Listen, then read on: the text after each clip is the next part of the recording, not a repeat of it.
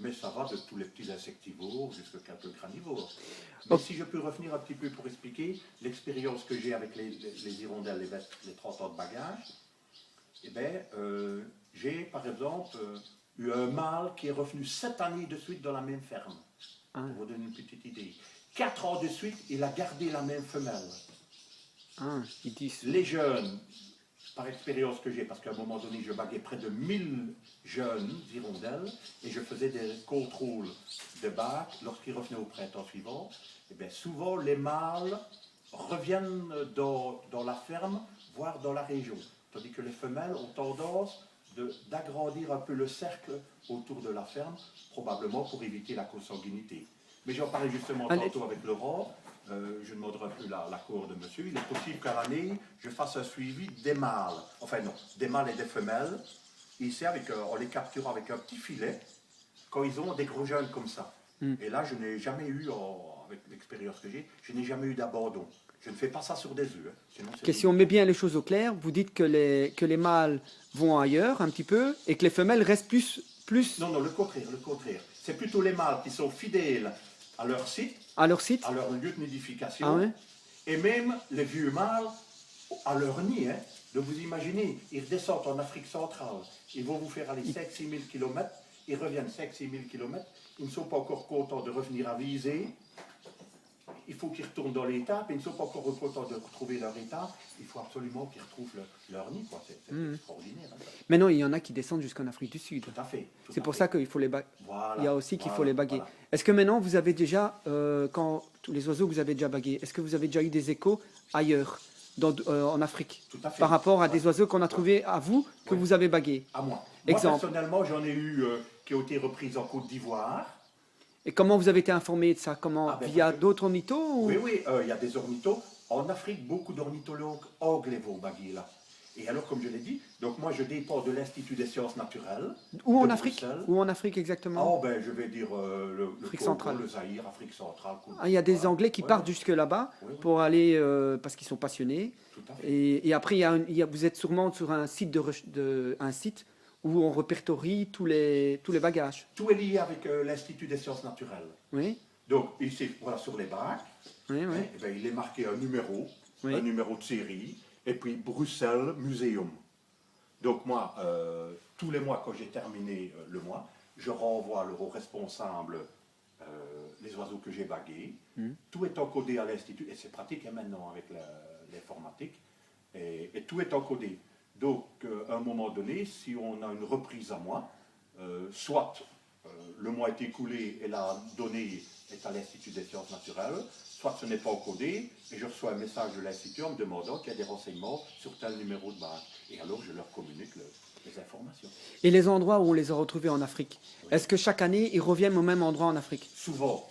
Je pense qu'à un moment donné, c'est, je vais dire local, mais comme l'Afrique est vaste, je pense qu'ils ont des recherches de nourriture. Mais ce qu'on sait, c'est qu'en Afrique, ils se rassemblent souvent par millions dans des dortoirs, par exemple. Et que, justement, ces dortoirs-là ont été pendant des années exploités par les Noirs comme ressource de nourriture. Et que c'est ça que, maintenant, en ciblant exactement nos hirondelles et savoir où elles vont exactement, on essaye de sensibiliser et d'aider la population là pour ne plus qu'elles aillent manger dans les dortoirs. Et alors on essaye de leur ramener un petit peu de la volaille pour qu'ils puissent faire l'élevage de la volaille au lieu de manger, comme je dirais, nos petites hirondelles. Maintenant, vous allez commencer à baguer. Vous avez attendu combien de jours vous m'avez dit qu'il faut attendre? En général, je bague aux environs de 10-12 jours. Pourquoi cette date-là? Alors, trop petit, l'oiseau risque de perdre sa bague, d'accord?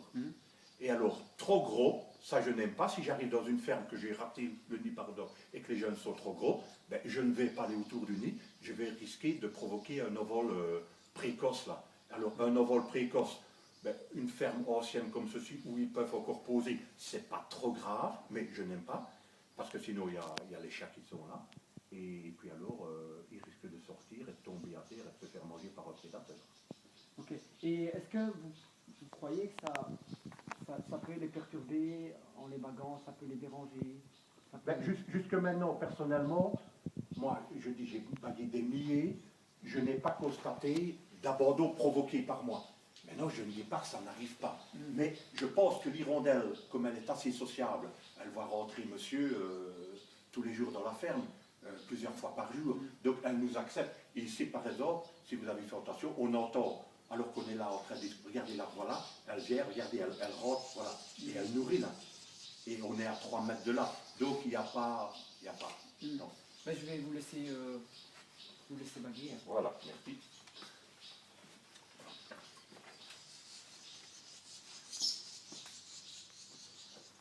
Alors, si vous remarquez, regardez, il y a toujours le nez sur un support.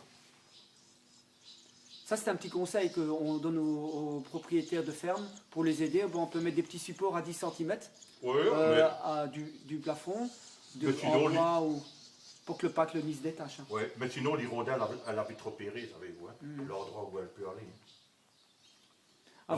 Pour votre information, le mâle que j'ai suivi pendant 7 ans, c'est long, ça, 7 ans. 7 ans, c'est énorme. La moyenne, c'est 6 ans.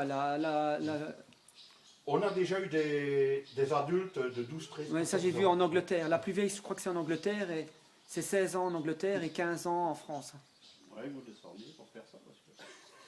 Oui, vous êtes trop haut, là. J'ai vu trop mal. Voilà. Laurent, tu peux venir près de moi, fais. Vous les avez mis dans votre bonnet, là? Oui, je mets mon petit bonnet. Il y en a combien, là? Il y en a 4. Il y en a 4. Alors, ce que j'ai remarqué cette année-ci, nous avons eu un printemps assez chaud. D'accord? Oui. Trop sec, c'est pas l'idéal. La Et plus mauvaise année des hirondelles que j'ai connues, c'est en 76. Ça a été une année exceptionnelle de sécheresse. Et lorsque j'aurai fini tous mes comptes, je suis sûr que cette année-ci ne sera pas une année exceptionnelle concernant ma moyenne de jeunes au nid. Jusque maintenant, je n'ai pas bagué un seul nid avec 6 jeunes. Alors que les autres nids, j'avais toujours 5, 6, 5, 6. Et ici, c'est plutôt 4, 5, 4, 5. C'est vrai que pour commencer, bien souvent, j'ai remarqué ça moi. Est-ce que vous pouvez m'expliquer pourquoi il y a des mortalités où il n'y a pas d'explication? Alors, où il n'y a pas de raison, vous voyez, pour qu'elle... Alors, n'oublions pas quand même que nous sommes dans une région assez riche au niveau des oiseaux. Un rapace qui revient bien chez nous, c'est le foucault aubereau et l'épervier. Le foucault aubereau est un chasseur d'hirondelles par excellence.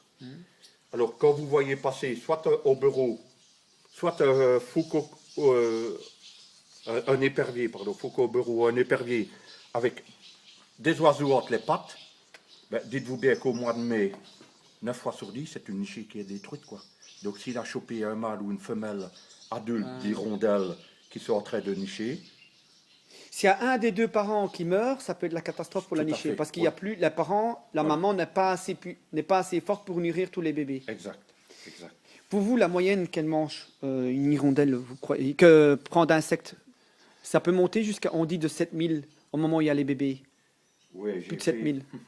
Oui, c'est difficile, là, mais la moyenne... J'ai fait une étude là-dessus et j'ai eu les chiffres, mais je ne saurais plus vous les dire comme ça. C'est plus de 7000, on dit. Et quand une hirondelle mange jusqu'à 3500 insectes par jour. Elle les attrape par boulette. Hein. Oui, oui. Alors, ici dernièrement, j'ai lu un article comme de quoi la corneille noire reconnaissait le visage des gens qui lui avaient fait du tour. Donc, elle savait assimiler là. Donc, on sait que les oiseaux, enfin, ils ont pu prouver que les oiseaux avaient de la mémoire. Moi, je l'ai déjà raconté, je pense, chez Fransen, une ferme à, maintenant ne travaille plus, à Barchon, rue du Canada. J'avais à un moment donné, donc c'est là que je suivais mon fameux mâle. Lorsqu'après 2 ou 3 ans, quand il me voyait arriver avec la voiture, il restait sur le fil. Donc il m'avait reconnu. Et je devais user de toutes les astuces. Par exemple, je rentrais dans l'étable, je plaçais le filet, et puis je repartais en voiture. Et c'est seulement quand je repartais en voiture, j'allais faire un tour qui replongeait.